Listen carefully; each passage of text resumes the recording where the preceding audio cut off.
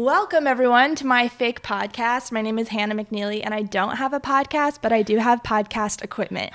So I have a lot of things I love to talk about, and I have amazing people in my life. And one of these amazing people is Heather McKean, who has a business, a company called Mind Change, and she radicalized my life. And today we're going to talk about that. So welcome to the show. Thank you. I've never been on a fake podcast before, and so I'm really excited. Not many people have. You are one of the only. Yeah. And I just want to jump right in for the sake of getting to the good stuff. Why don't you explain to us what the Mind Change method is and how you got into it? Okay. So about 7 years ago, I was sick, and I mean like near death sick, and liver and kidney failure, really just very, very, very ill. Lots of diagnoses, chronic fatigue, fibromyalgia, Lyme disease, chronic Lyme disease, POTS, on and on and on. And I really felt like I had tried everything. And I mean, I'd done Western medicine, Eastern medicine, manipulated my diet to the point of, it was nuts. And then I ended up on about 180 meds a day. Hence the liver and kidney failure, I think. Yeah. So the one thing I hadn't tried was going into my own mind. I didn't even really know that was possible, to be honest. And so I got kind of turned on to this stuff about the power of the mind. And I had tried, some of the positive thoughts and affirmation type things. And it didn't really go well for me. And I had tried to meditate. Oh my goodness, I was like the worst meditator. And so, I just felt like, I don't know if this is really it. But the more I studied and the more I went in, it worked for me. I mean, I radically changed all of these illnesses in my life in a very short amount of time. And I thought, okay, this is amazing. And I wanted to know why it worked, though. That's kind of the way my brain goes. So I just dove in and I started studying all kinds of different stuff. NLP, EFT, just EMDR and brain retraining, neuroplasticity, DNRS, all of these different things. And I started going deeper into trauma and realizing that trauma has an effect on our brain, which then has an effect on our body. And that was really the case for me. So that's how I got into it. I never meant for this to be a business. I never meant for this to go any further than me being able to live my life. But it worked so much. And then friends were like, what are you doing? And I was like, okay, so I don't know if it's going to work for you.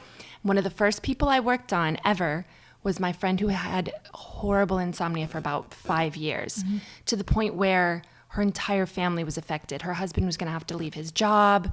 They didn't have another child because of it. She was going to have to go on disability. I mean, it was really, really horrible for her. Yeah. And I was like, I don't know if this is going to work for you. And we tried it. One session, she called me the next day. She's like, I just had the first good night of sleep in the last 5 years. I can't even. And that gives me chills. I mean, it's an emotional thing for me as well because, of my own story and what we've worked with. So, I got introduced to you because of insomnia. And I've been training myself not to say my insomnia, but the insomnia that I was doing, not having. Yes. And we will go into that later. But I remember a couple years ago, I had a bad night of sleep. Every time I traveled to Maui, I always had bad sleep, sleeping in a new environment, And then Kent, your husband, was over. We were playing board games or something. And I mentioned, oh yeah, I have insomnia, my horrible insomnia. I'm just so traumatized by my insomnia. And he's like, my wife, works with, has helped people with insomnia. He's being very gentle and kind, didn't want to be pushy. And I was like, no, I'm fine. I'll deal with it. Just not accepting it all. It wasn't until Ellen had her own experience with her pain-free labor doing your Mind Change method, which she has a whole video about, that I thought, okay, maybe there's something to this. Maybe I should listen. And then you and I did a couple sessions in January when I was here. And my sleep has never been better. It was not an overnight thing for me, which we can go into as well.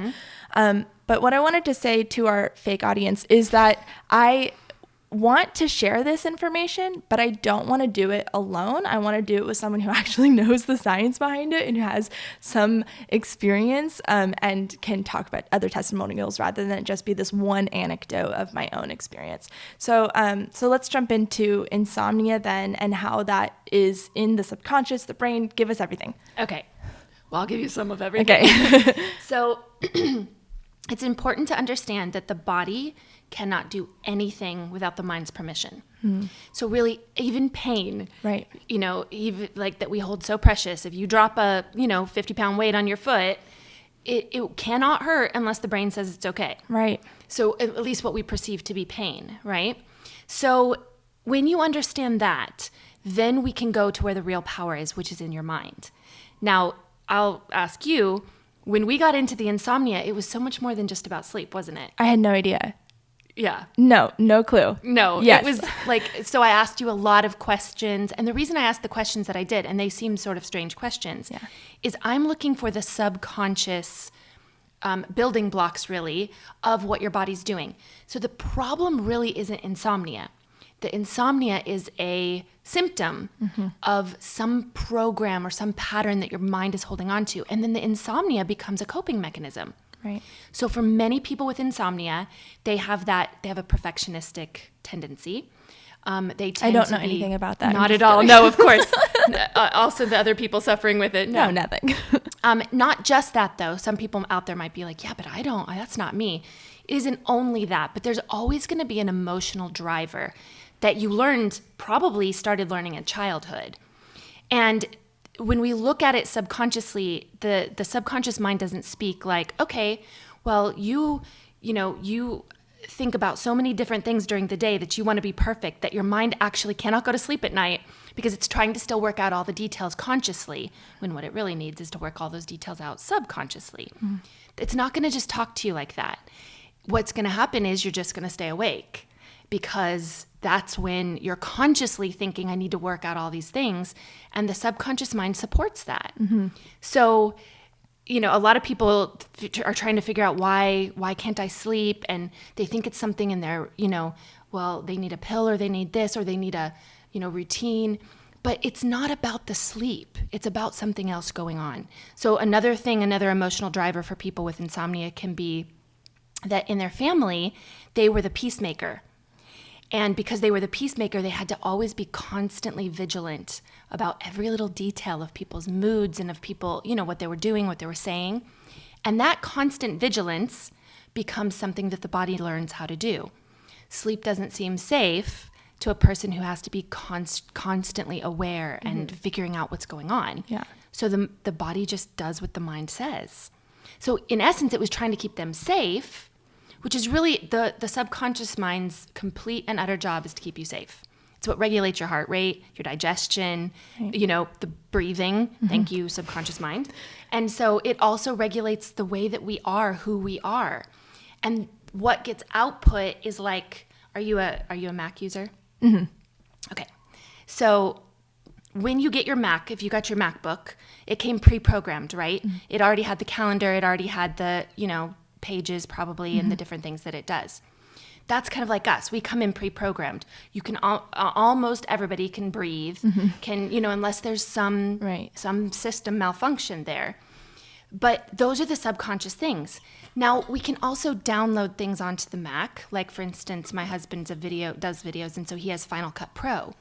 What happens is that gets downloaded and it's full of files. Now he doesn't have to look at all of those encoded files every time he opens it. It just does it. That's like us. So we download things from parents, from people in our lives, from TV. So this would be like memories, interactions. Yes. So those file folders end up being what we represent as memory. Right. But now that's not just a picture. That can be a feeling. It can be a smell. So Christmas and Thanksgiving are coming up. How many memories do people have based on smell? Cookies, cinnamon, yeah. And that is memory for us. Because what it does is it takes you back to the associated files, and you have feelings associated with that as well. So that's the way we do who we are. Right. We like to think that we're consciously aware, but it's all from our subconscious mind. So when we work on something like insomnia, I have to go back and figure out, okay, so what are the subconscious ways this is keeping you safe? then we can kind of backtrack from there and unravel. So I asked you a bunch of questions, and lo and behold, we came into some other stuff, which is always the case.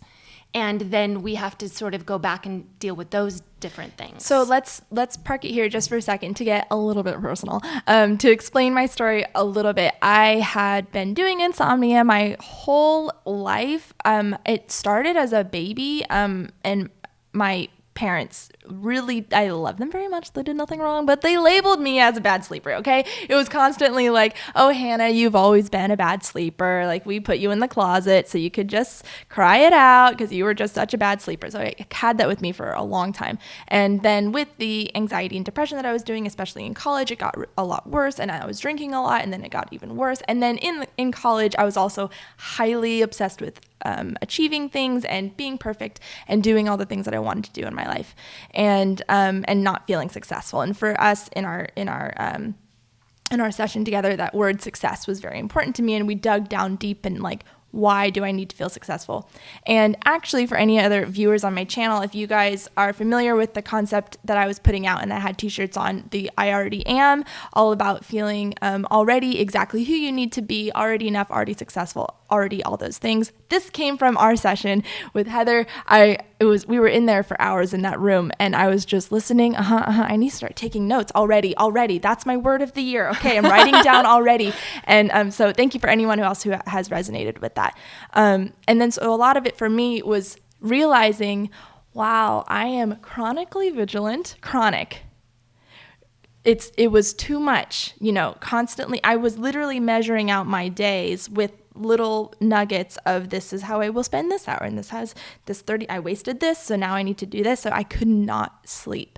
And I tried everything, and I didn't try sleeping pills, so I shouldn't say I tried everything, because I'm pretty adverse to medication and stuff like that. But I tried the meditation. I tried just like doing it on my own and not really understanding the empowerment I was giving away when I started to say, when I just was constantly saying, I have insomnia. It's like part of me. I couldn't see myself without it, Mm-hmm. It becomes an identity. Really. Yeah. Truly. Yeah. And you have to see too, it's something we call secondary gains.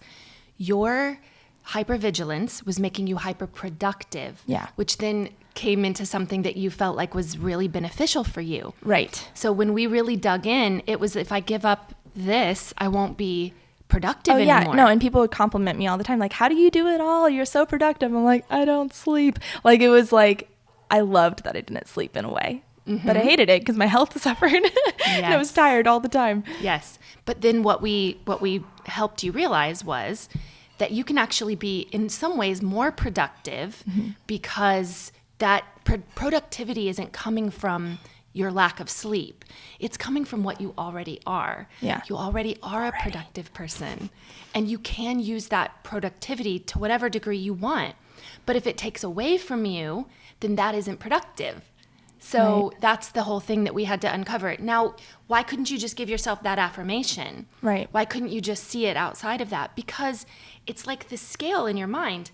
It was so perfect what you said, because your parents labeled you a bad sleeper. That is part of your identity. You've been hearing that and building on that belief since you were little.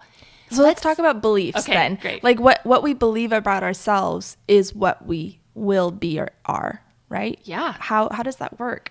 So, okay, there's this scientifically. The scientific thing in your brain. There's a place, it's a little set of nerve clusters down at the base of your brain. It's called your reticular activating system. Sexy. I know. This is that thing that, like, you hear something at lunch with your friends, and then now it's all over the news, and now there's an article, and now there's this, and now there's that. Was it just new? Well, if it's new news, yes, but no. It's that you now are attuned to seeing that, and our brain needs to collect evidence. So do you know what an earworm is? Mm-mm. It's like when you get that song stuck in your head, and you just can't stop. Do you know how to stop? Sing the end of the song. Right. Because we don't leave unfinished things in our mind. It will seek for the end, for the answer. So when you get this sort of new piece of information, we look for confirmation. Because we want to, that's confirmation bias too. Like, it is. Yeah, we want to believe what we believe. We want Yes. we want evidence of it. Now, if let's say it's something you don't like, Right. and it pays for it to not be true in your life, you're going to look for contrary evidence, and you will find it every time. So that's the thing to understand, is you will look for information that is beneficial to you for some sort of belief that you're looking for. Yeah. So oftentimes what we have to do, you remember, we couldn't have just like, okay, well, here's this new thing. You don't have to do insomnia anymore. Just stop. Yeah. Right? And you'd be like, oh, and Yeah. that's all of it. Right. No, we had to actually go back and sort of take apart what were the good things coming from insomnia, good things, and put that back in you. Not put it back in you because it's already in you, right? But put the attention back to say, oh no, you already do this. Then you start to see how that all becomes true. Yeah. So the reticular activating system is going to be looking for what you're focusing on. This is why people who, this always happens to me, Yes, I'm always of broke. course. Yeah. Oh my gosh, that's a big one. Yeah. I'm big on finances and just the whole power of the mind with. Oh, can I say this too? I just forgot to include this in my story because just a few months before you and I started working together and did the session, I read a book called You Are a Badass at Making Money by Jen Sincero. And this was the first I had ever fully been introduced to the power of the mind in a way that I could appreciate. It was down to earth and easy to understand. I highly recommend Jen Sincero's books. And anyway, I think that's why I was really receptive to it because I think I was very skeptical. And what happened was, I'm like nervous to shit. I'm just going to say it. 3 months after I started reading that book and got really into it, I tripled my income. And that blew my mind. I was like, oh my gosh, this is for real. And this whole manifesting stuff, I'm down and I'm a total convert. Yeah. But it's more than just, you're going to have people out there going, yeah, I tried it. It didn't work for me. Sure. And the thing is that it can work for everybody because it's your brain. It's like the way we are. If it's not working for you, it's because you have what we call secondary gains. There's something keeping you safe. It's not safe to make money. Right. Maybe you come from a family who says, oh, rich people are snobs or rich people are whatever. And these are those little things that get tucked into the back of your mind. Oh, if you get a lot of money, people are going to come out of the woodwork trying to ask for handouts and stuff. I don't know what the programming is. Whatever it is, yeah. It's there. That's the brain will find what it's looking for. It's going to find that confirmation. To clear the way for positive affirmations, for positive thought, for meditations, we have to go back into those beliefs that don't serve you. So let's talk about insomnia then. And what would be a really classic example of a belief or a memory that you have to reprogram for insomnia? Well, it's going to vary for different people. For sure. But let's say that someone is this kind of hypervigilance. Well, we need to go back and where did you learn to be hypervigilant? What is some of your first memories? Because hypervigilance is actually something humans can do, but shouldn't for long periods of time. Sure. It's like this evolutionary superpower that we have. Yeah. But for long periods of time, oh my goodness, it is horrible. It's not sustainable. On your body. Yeah. No. So we've got to go back and find out what was that hypervigilance? Where are the first imprints, is what we call them, that said this is actually a good idea, and it becomes a coping skill. Okay. When we can go back and find those things. Now, I say I can go back and find it because I have a certain set of questions that engage the subconscious mind. So people often, what they're doing is they're consciously trying to figure out subconscious stuff, and it doesn't work. They don't speak the same language. Sure. You have to get into some different languaging. That's where NLP comes in handy and some different things. So then we go back and we find out what were the good reasons that you became hypervigilant. Then we change those things so that you can let go of the hypervigilance but keep the results. So let's say your hypervigilance was to keep you safe. Then we go back and you're safe anyway. Right. You already are. Right. You already were. And some people are like, yeah, but I wasn't safe. But you're safe now. Right. Go back and give yourself peace then. Yeah. And it's going to translate into our future because the subconscious mind doesn't see past, present, future. It just is. Right. If it's real in here, it's real right now. Yeah. So a lot of people with trauma in the past. Now, let me just for 1 second what trauma means. That can be different for everybody. Trauma for one person can be wartime atrocities. Yes, that's going to be really traumatic. For another person, it could be trauma that they gave a speech in front of their, third grade class and people laughed at them, or they got an F on it, and then dad shamed them and mom shamed them, or they shamed themselves. Yeah. That is trauma. Yeah. That can set up all kinds of different things for your future. Especially when the trauma, correct me if I'm wrong, but especially when the trauma happens as a child, because you're less conscious of, less logical about like, oh, maybe they're just laughing because someone else said something funny. Yes. Okay. That all comes to the prefrontal cortex. Okay. So the prefrontal cortex is where it's our social decision-making skills. It's where we kind of, like, if I'm going to sense sarcasm, that's going to come from my prefrontal cortex. It's the most evolved part of our brain. Critical thinking and stuff happens there. It's not developed in children yet. Right. They are super logical and super primal. Yes. So the other areas of their mind are very engaged at the time. So they see really black and white. Yes. Because and you've got to understand that's a survival mechanism for a child. They rely on the people around them to keep them alive.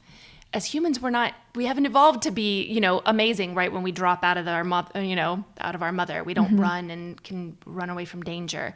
We don't even perceive danger at that point. Right. So because we are so reliant on other people, their programming becomes our programming. So when you're told as a child you're no good, or you even perceive that you're no good, or that you're a bad sleeper, or that you're bad at math, something as simple as that, or you're the smart one, that they're the pretty one. And we do those kind of things and let me just say this too, our parents aren't trying to mess us up fundamentally. Right. Yeah. A lot of this comes from their programming that they got from the people who were doing the best job they could at the time. Yeah.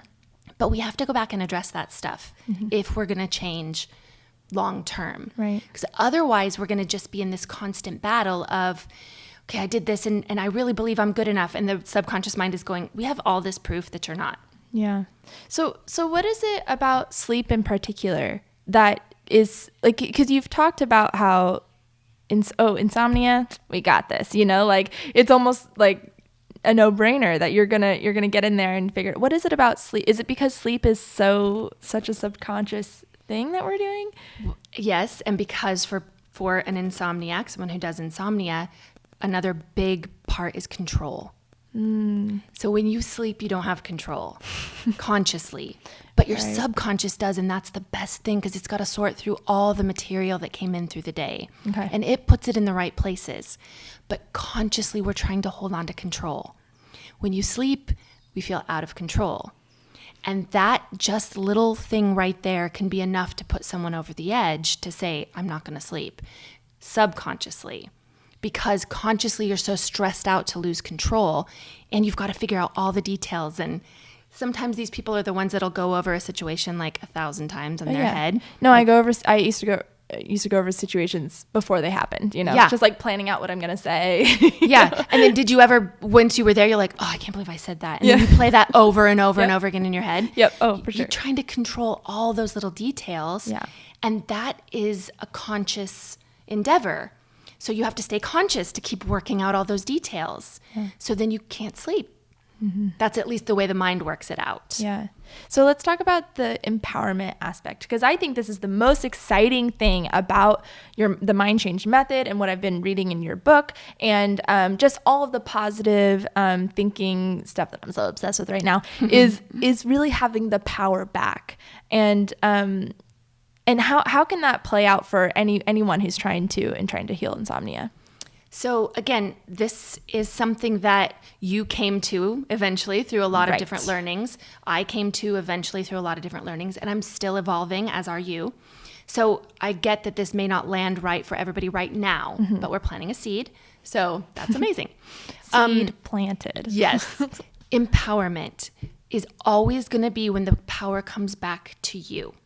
And you understand that the choices that you make, we can't control our environment, but we can always control how we respond and react to it. Now, I recently saw something where someone who was deeply traumatized did not like that statement. Because for someone who is stuck in a state of hypervigilance, they really don't feel like they have a choice in how they respond, because that's the way they've been doing it for a long time, and in a lot of ways that's keeping them safe. But that is still something we learn and our body becomes accustomed to. When we become accustomed to taking power back, What that means is that we understand that the power to sleep is within us. So it isn't that we have to be in the perfect bed or in our bed or have the perfect routine or take the pill or whatever. So for some people, the pill has really been, effective for them. But see, then we're giving the power to the pill. Because then if I don't take the pill, I don't sleep. That's a lot of power for that little pill to have. Yeah. And let's say it's the pillow. I've got to have my pillow to sleep. That's a lot of power for that pillow to have. It's a powerful pillow right there. It is, right? So that your entire well-being, resides in this pillow or in this thing or this right? And I get that that's the way it's become, but it doesn't have to be that way. When we put the power back in and just the verbiage, changing I'm choosing to sleep with this pillow. It's my choice because I prefer this pillow, but I can sleep with any pillow. I could sleep on the floor if I wanted to sleep on the floor. Now it comes to believing it. Now that's the big thing. Yeah. Because just saying it's one thing. Yeah. So what you have to do is you have to make it real. So the reason people do insomnia is because they have a lot of experience doing it. And they think that that's... I was really good at insomnia. Yeah.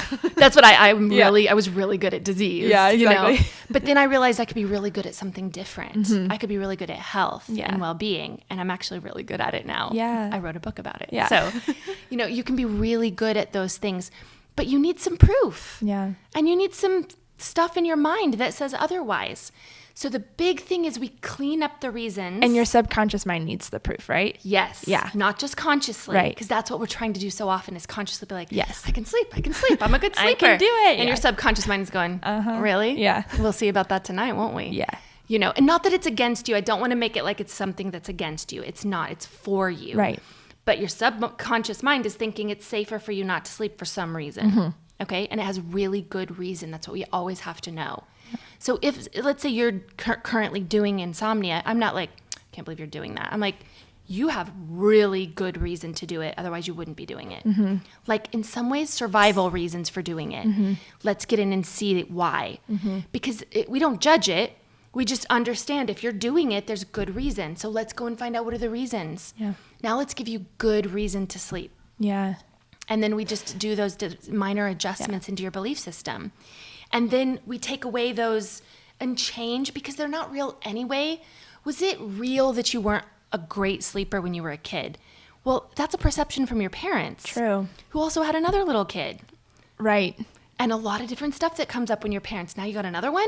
Oh my gosh, you're already sleep deprived. Maybe you And we were really close in age too. Yes, which were my girls too. Yes. So when my second one came along, I was like, I just wanted her to sleep all the time. Yeah. Because I just needed a little bit of sleep. Right. So it's perception.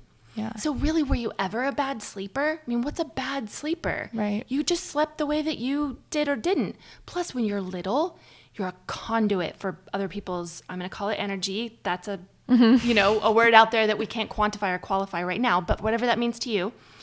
So your parents are stressed, arguably, because what parent isn't? Their lack of sleep, there's all this responsibility, sometimes finances come into play, and now there's another child.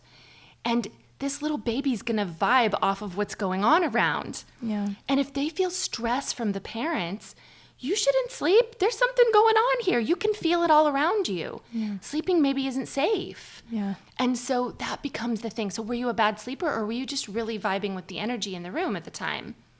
Who knows? Right. So if we don't really know, then it's safe to go back and change that I'm a bad sleeper.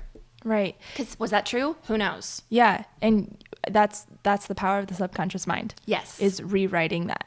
Yes. Thank you so much for talking to us about insomnia, and I hope it was helpful to anyone listening who maybe has dealt with this, because I get it. It is no bueno. It is not fun times. But that's what the empowerment is all about, is that you have control. And whether you are ready to hear that or not, that is my own story, and this is the science behind it, and Heather working through things. I do want to talk about your book. Why don't you just give us briefly like what this book could open up for someone if they gave it a read? So when again, looking for why the stuff that I did worked for me, yes, I needed research. I needed science. Evidence. I'm like, yes, I needed the evidence for it. And I dove in thinking like, gosh, am I going to find? And it's everywhere. It's out there. It's one of those things. It's like, why don't we know this? Mm-hmm. Well, it's because, it's there, but some of us are just not ready yet. And that's okay. Yeah. And so I started really digging in and studied some trauma stuff with some of the top trauma therapists in the country. Read some great books. I mean, tons and tons and tons of great books. And I read a lot of research, which is dense stuff, but it's fascinating. So many wonderful things.